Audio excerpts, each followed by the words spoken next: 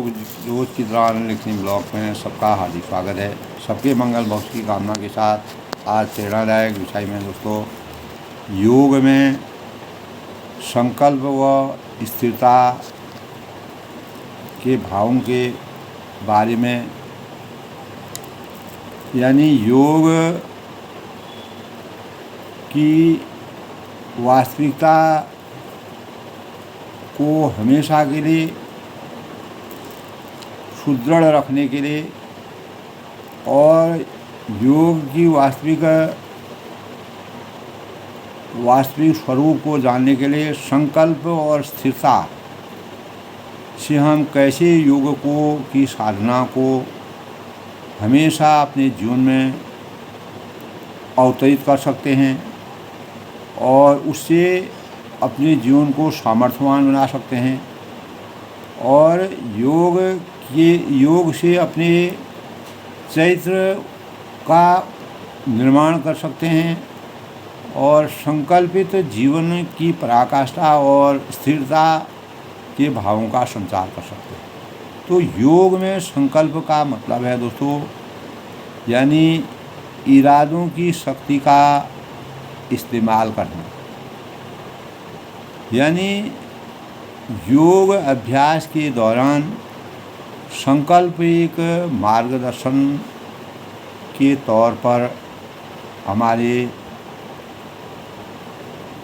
शरीर में काम करते हैं और संकल्प से व्यक्ति का ध्यान और ऊर्जा निर्देशित होती है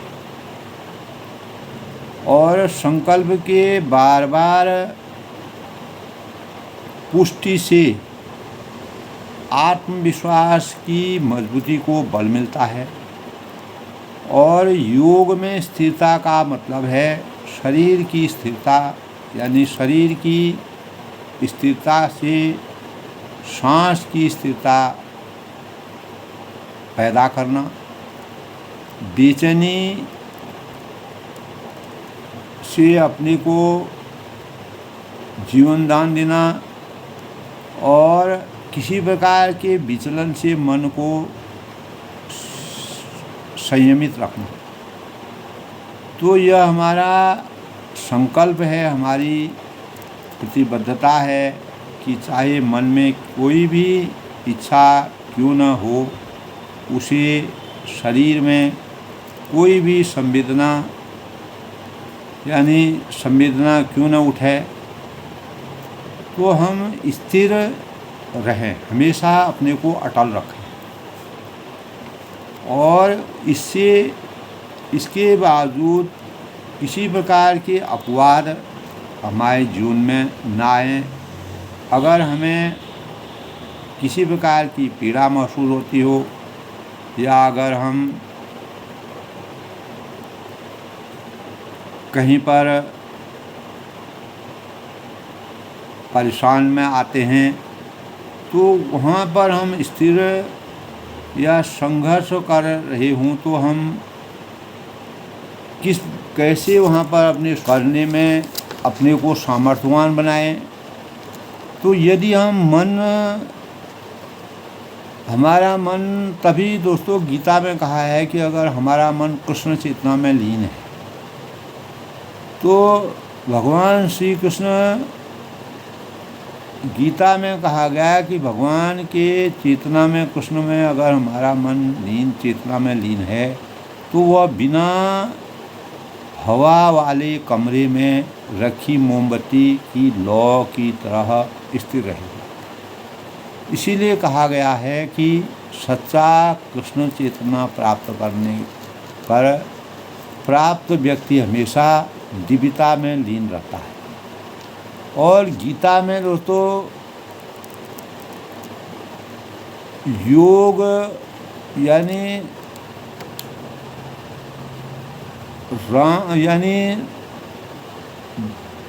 हठ योग और का एक अंग माना गया है। गीता में कर्म योग, भक्ति योग और ज्ञान योग का वर्णन है। और हठ योग का वर्णन गीता में नहीं किया गया है, क्योंकि गीता के अनुसार योग के 4 प्रमुख मार्ग हैं: कर्म योग, भक्ति योग और राजयोग और ज्ञान योग। तो इन चारों योगों से ज्ञान योग और कर्म योग, ध्यान योग व भक्ति योग का अभ्यास एक निरंतर विकसित होने वाली यात्रा है, जो हमें भगवद गीता में योग के से समर्थवान और अनेक प्रकार के अभ्यासों को करने और मानने के लिए भक्ति योग जो है वह तम अंधकार को दूर करने के भावों का श्री कृष्ण के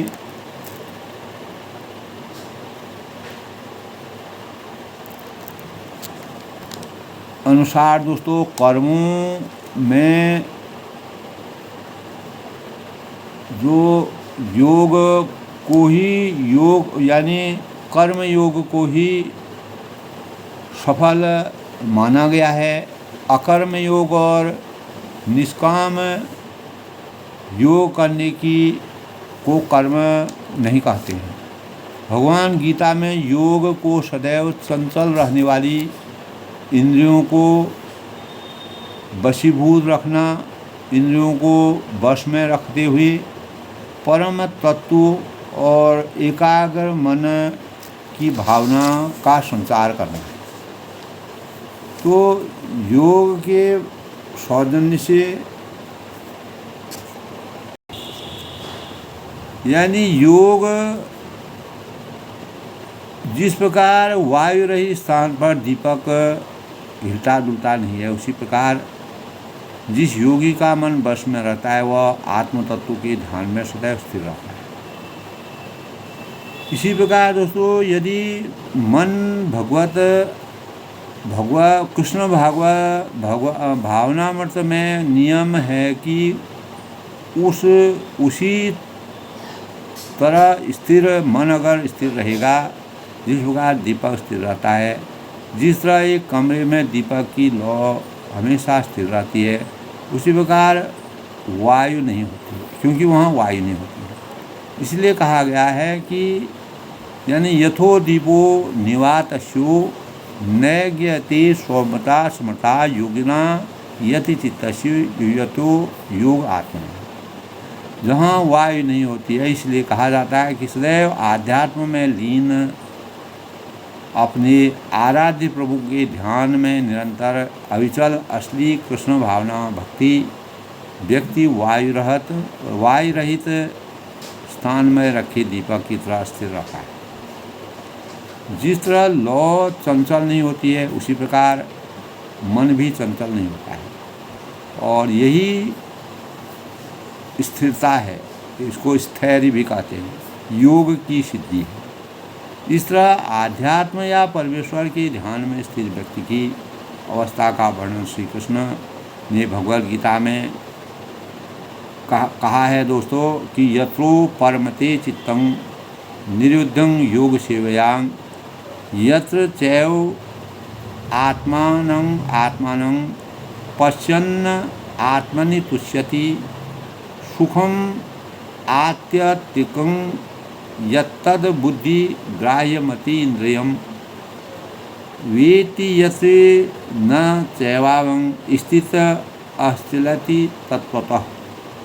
यानी और यं लब्ध्वा चापरं लाभं मन्यते नाधिकं ततः यस्मिन् स्थितो न दुखेन गुरुणापि विचाल्यते तं विद्याय दुख संयोग वियोगं योग संगीतम। यानी सिद्धि की अवस्था में जिसे समाधि कहते हैं, मनुष्य का मन योग अभ्यास के द्वारा भौतिक मानसिक क्रियाकलापों से पूर्णतया संयमित हो जाता है। इस सिद्धि की विशेषता यह है कि मनुष्य शुद्ध या विशुद्ध मन से शुद्ध मन से अपने को देख सकता है और अपने आप में आनंद उठा लेता है। उस आनंदमयी स्थिति में वह दिव्य इंद्रियों द्वारा असीम दिव्य सुख की स्थिति में रहता है। यंग लब्ध्वा चापरम, इस प्रकार स्थापित मनुष्य कभी सत्य से अब कभी भी सत्य मार्ग से विपत नहीं हो सकता है, मार्ग को नहीं छोड़ सकता है। और इस यस्मिन स्थितो न दुखे गुरुणा भी विचार लेती, इस सुख की प्राप्ति हो जाने पर वह इससे बड़ा कोई दूसरा लाभ अपने जीवन में नहीं मानता है। तो ऐसी स्थिति में यस्मिन स्थितो न दुखेन गुरुणाम विचार लेती, ऐसी स्थिति में आकर मनुष्य बड़ी से बड़ी कठिनाइयों से भी विचलित नहीं होता, कभी भी अपनी वास्तविकता को नहीं खोता है। यह निसंदेश तंग विद्यात दुख संयोग वियोगम योग संज्ञप्तम, यह निसंदेश भौतिक संसर्ग से उत्पन्न होने वाले दुखों से वास्तविक मुक्ति का मार्ग है। तो समाधि का अर्थ दोस्तों अपने को शून्य मानना या शून्य में लीन होना है। जब मर्यादा पुरुषोत्तम भगवान रामचंद्र ने ये अपने जीवन को जल समाधि में अंत किया था, हनुमान जी को उन्होंने हमेशा के लिए अमरत्व का वरदान देकर के सृष्टि में हमेशा के लिए अमरत्व, इस प्रकार का हमारा अमरत्व का वरदान दिया था। लेकिन परमात्मा ने समाधि ली थी। समाधि का मतलब है शून्य बनाना, या हमारा जीवन दोस्तों शून्य से पैदा होता है, शून्य में समा जाता है। तो शून्य में लीन हो जाना ही समाधि की सही अवस्था है।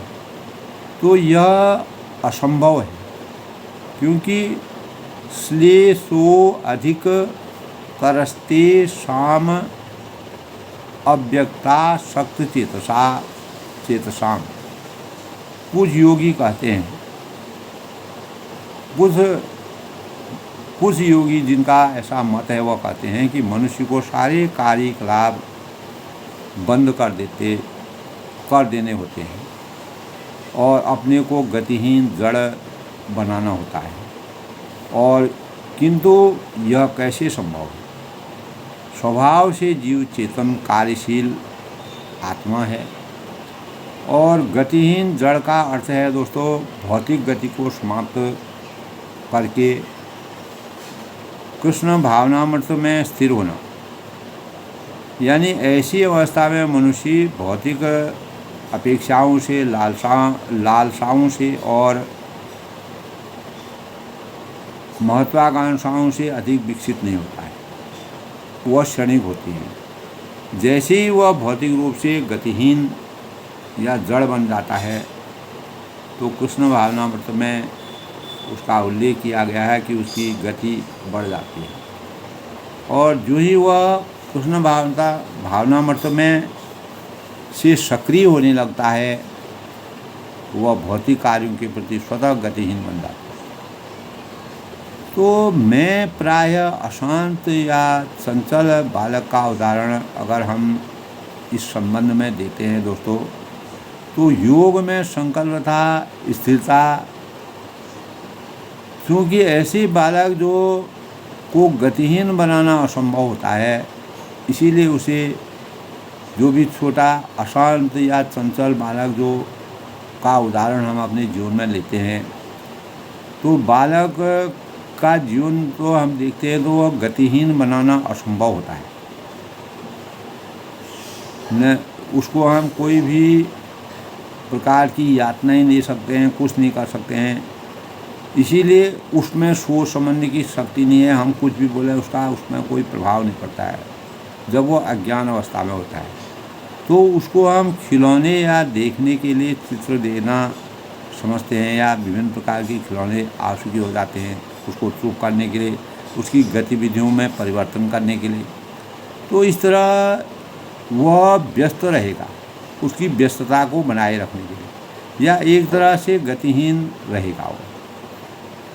तो क्योंकि कोई किसी प्रकार की वह फिर शैतानी नहीं करेगा, अज्ञानवश वह जो शैतानी करता है वह नहीं करेगा, क्योंकि वह उसको बुद्धि विवेक का अभी चिंतन नहीं हुआ है।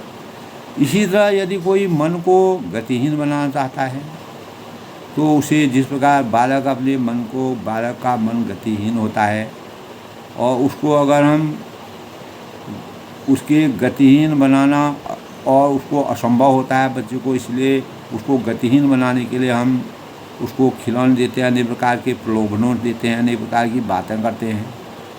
तो अगर कोई मानव अगर किसी भी मन को हम गतिहीन बनाना चाहते हैं तो उसे कृष्ण भावना में कोई कार्य देना होता है, किसी कार्य में उसको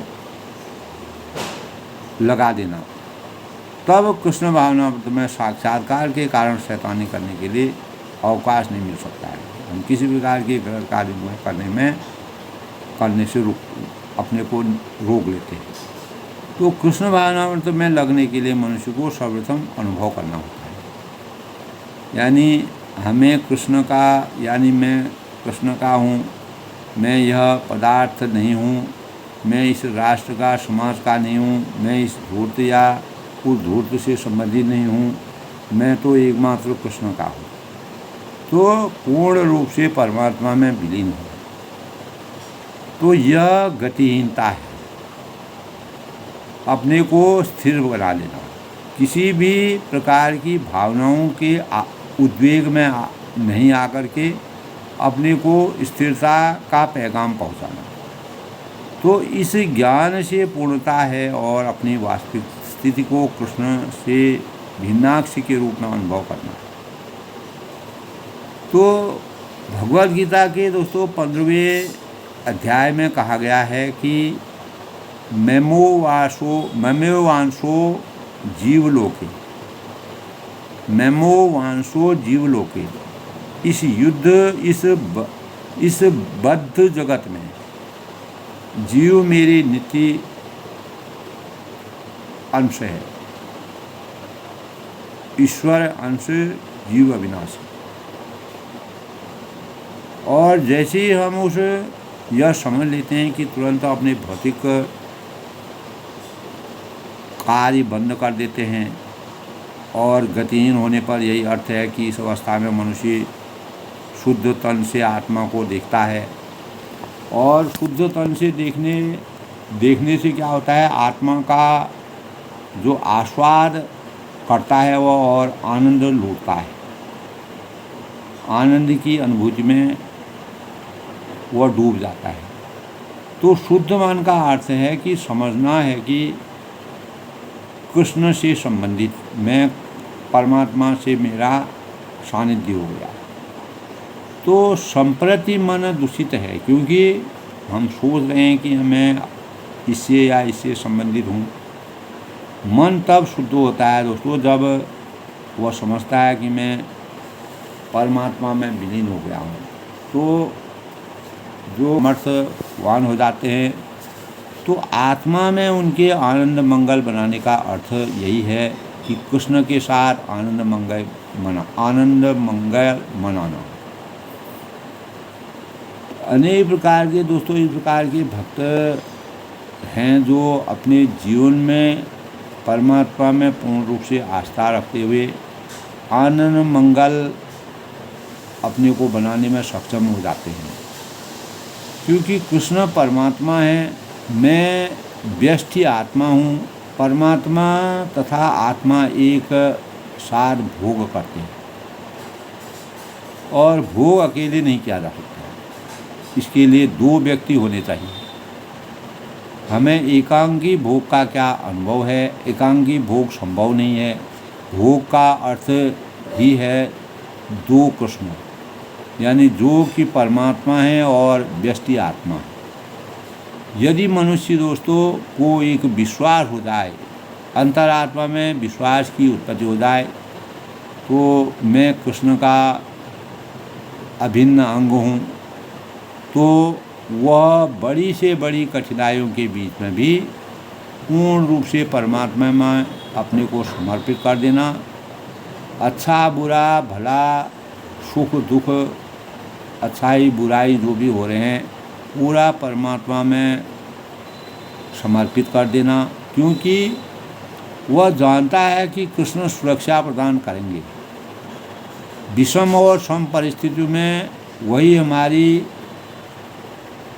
हमारे मान सम्मान का ध्यान रखेंगे, हमारे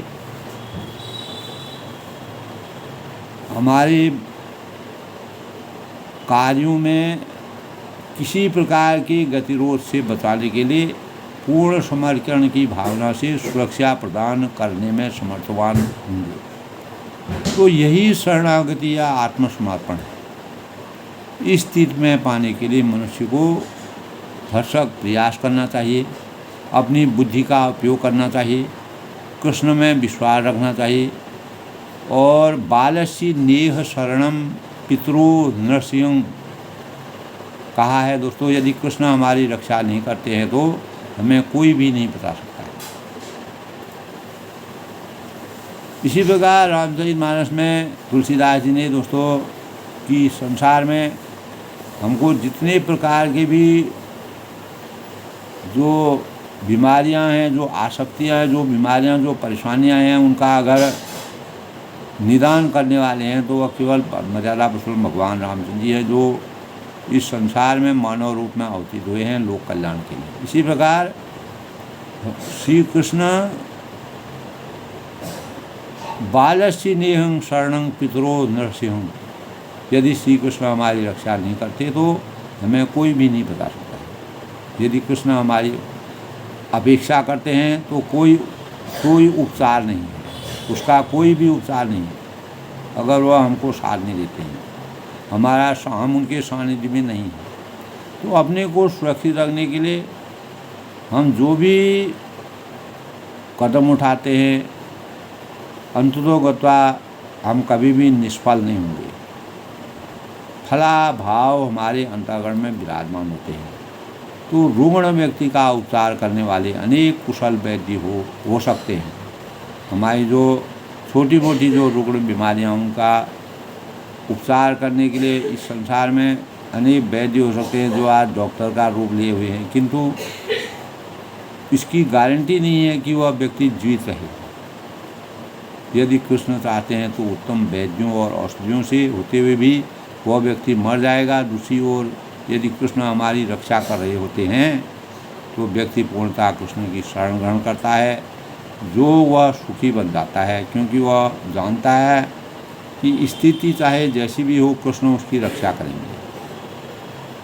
तो वह उस बालक की भांति है जो पूरी तरह अपने माता पिता पर आश्रित होने के लिए आश्वस्त है और उसकी रक्षा करने में वह सामर्थ्यवान है। तो जैसा कि दोस्तों तो एक आचार्य ने शोध रत्न में कहा है, कदा हमें कांति कनित्यं किंकरः प्रहर्षयि अस्यामि सनाथ जीवितम। हे प्रभु, वह दिन कब होगा जब मैं आपके स्थायी नीति सेवक की भांति लग सकूँगा और ऐसा पूर्ण स्वामी शंकर हर्षित अनुभव कर सकूँगा, अपार सुख की छवि को मैं प्राप्त कर पाऊँगा। यदि हम जान लें कि कोई अत्यंत शक्तिशाली शक्ति है जो हमारा संरक्षक और हमारा त्राता है, हमारा दाता है, तो क्या हम सुखी नहीं होते हैं? किंतु यदि हम मन माना और अपने दायित्व पर कार्य करने का प्रयत्न करेंगे तो हम किस तरह सुखी हो सकेंगे। सुख का अर्थ है कृष्ण भावनामृत में होता है तथा आश्वस्त होना है, कृष्ण मुझे सुरक्षा प्रदान करेंगे तथा कृष्ण के प्रति ईमानदार रहना, अन्यथा सुखी रहना संभव नहीं। तो निसंदेह ही दोस्तों कृष्ण सारे जीवों को भगवान की आस्था में सारे जीवों को यहाँ तक कि उनके द्वारा विद्रोह करने पर भी एको बहुनांग यो विद्यादि कामान विदधाति कामान उनको सुरक्षा प्रदान करते हैं। कृष्ण के संरक्षण बिना हम क्षण भर भी जीवित नहीं रह सकते। जब हम कृष्ण की कृपा स्वीकार करते हैं तो उसे मान्यता देते हैं कि हम सुखी बनते, और कृष्ण प्रतिफल हमारी रक्षा करते हैं, किंतु हमें इसका अनुभव नहीं होता है, प्रत्यक्ष रूप में अनुभव हम नहीं कर पाते हैं, क्योंकि हमने जीवन को अपने हाथ में ले रखा है और कृष्ण हमें थोड़ी स्वतंत्रता यानी यह कह कर देते हैं कि ठीक है, तुम जैसा चाहो वैसा करो। तो जहाँ तक संभव होगा कि दोस्तों हम प्रत्येक प्राणी मात्र को संरक्षण प्रदान करने के भाव हैं, तो किंतु जब जीव पूर्णतया कृष्ण के शरणागत हो जाता है तो कृष्ण उसका पूरा भार ले लेते हैं और उसे विशेष संरक्षण प्रदान करते हैं। यदि आस्था के भावों का आत्मा में भाव हो, श्रद्धा हो, यदि बालक बड़े होकर अपने पिता की परवाह नहीं करता तो स्वतंत्र होकर कार्य करता है, तो उसका पिता क्या कर सकता है? यह केवल इतना कर सकता है कि जो जी चाहे वो कर। यानी जब पुत्र अपने को पूरी तरह अपने पिता के संरक्षण में रख देता है तो उस पर अधिक ध्यान दिया जाता है। तो भगवद गीता में दोस्तों कहा है, कृष्ण कहते हैं कि समोहं सर्वभूतेषु न मे द्वेषो अस्ति न प्रिय, ये भजन्ति तु मां भक्त्यां मयि ते तेषु चाप्यहम्। समोहं सर्वभूतेषु न मे देशो अस्ति न प्रिय, ते भजन्ति तु मां भक्त्यां मयि ते तेषु चाप्यहम्।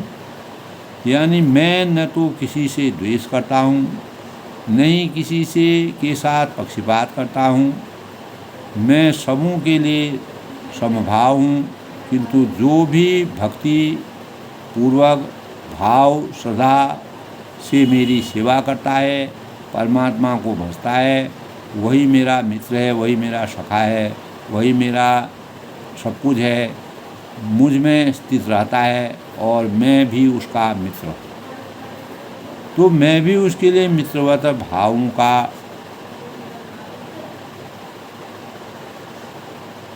के भावों को रखता हूँ। श्री कृष्ण के लिए किसी से क्यों द्वेष कर सकते हैं? हर व्यक्ति कृष्ण का पुत्र है, इसी तरह कृष्ण किसी के शत्रु कैसे हो सकते हैं?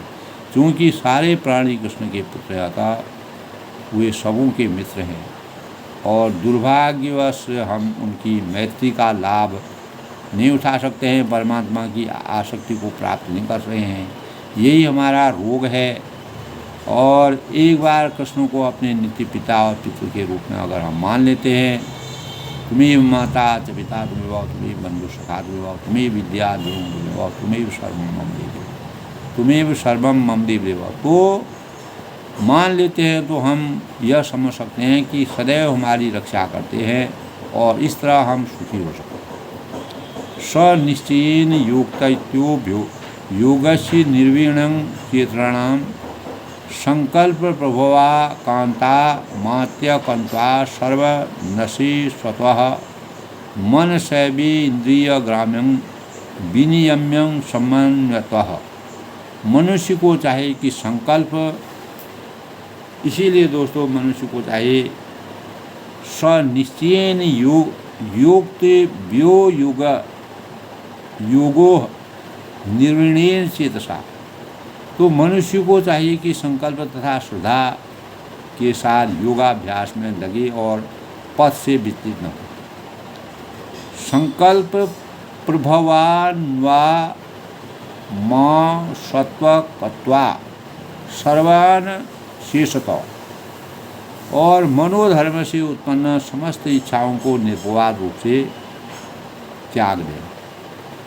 और इस प्रकार मन के द्वारा सभी ओर से इंद्रियों को वश में करना सबसे बड़ा संकल्प द्वारा किया संकल्पों के भावों की पराकाष्ठा है। तो ब्रह्मचर्य से संकल्प दृढ़ बनता है। अतएव श्री कृष्ण प्रारंभ से ही कहते हैं कि योगी को यौन में लिप्त नहीं होना चाहिए, और यदि वह यौन में लिप्त होता है तो आपका संकल्प क्षणिक होगा। अतएव यौन जीवित को गृहस्थ आश्रम से विधि विधानों के अनुसार नियंत्रित करना चाहिए, या यौन का सर्वथा परित्याग कर देना चाहिए। वस्तुतः इसका सर्वथा परित्याग कर देना, किंतु यदि यह संभव न हो तो इस पर नियंत्रण करना चाहिए जब संकल्प आता है, क्योंकि संकल्प शारीरिक कार्य है। संकल्प का अर्थ है धैर्य तथा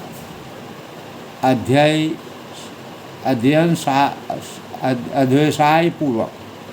यदि अभ्यास से हम कृष्ण भावनामृत का अभ्यास करना जाने, यदि वांछित फल तुरंत न मिले तो यह नहीं सोचना चाहिए कि यह कृष्ण भावनामृत कैसा है, तो मैं इसे छोड़ ही देता हूँ। हमें कृष्ण के वचनों पर दृढ़ संकल्प तथा श्रद्धा होनी चाहिए, तभी हम संसारी उदाहरण के स्वरूप में अपने जीवन में योग में संकल्प तथा स्थिरता के भावों का संचार कर सकते हैं। अपनी वाणी को विराम देते हुए दोस्तों, आज योग में संकल्प तथा स्थिरता के भावों से हम परमात्मा की प्राप्ति को कैसे कर सकते हैं, हमें उसमें अपने जीवन को किस प्रकार से समर्थवान बनाना होता है। अनेक प्रकार से भय, विषाद और सांसारिक संभावनाओं से विरक्त होकर परमात्मा के में सब कुछ परमात्मा के स्वरूप में छोड़ देना, यही संकल्प और स्थिरता के सबसे बड़े भाव हैं। कृष्ण भावनामृत में और भगवद गीता में इसका पूर्ण रूप से जो विश्लेषण है दोस्तों वह किया गया है। तो प्रत्येक मानव को अपने कर्मों के भावों को कर्मण्य व अधिकारस्तु मां फलेषु कदाचन, कर्म भावों को हमेशा के लिए पुष्ट रखते हुए अपने जीवन में योग में संकल्प और स्थिरता के सौजन्य से जीवन में सही श्रेयों को प्राप्त करते सफलता और मानवीय भौतिक अवस्था में रहते हुए अपने जीवन को कैसे हम आत्मा की सुख की अभिव्यक्ति करते हैं, उन भावों का संचार कृष्ण भावनामृत और भगवद गीता में समाहित है, विद्यमान है। और इसी से हमारे चिंतन में भावनाओं का, शुद्ध भावनाओं का परिमार्जन होता है और हमारी भावना में शुद्धता का परिवेश होता है। सबके मंगल भविष्य की कामना के साथ दोस्तों, अपने सब लोग सुखी रहें, खुश रहें। आज के प्रेरणादायक विचारों में योग में संकल्प और स्थिरता का मानक बन के हमें अपने कार्यों को पूर्ण करने के भावों का के लिए संकल्प रत रहना चाहिए।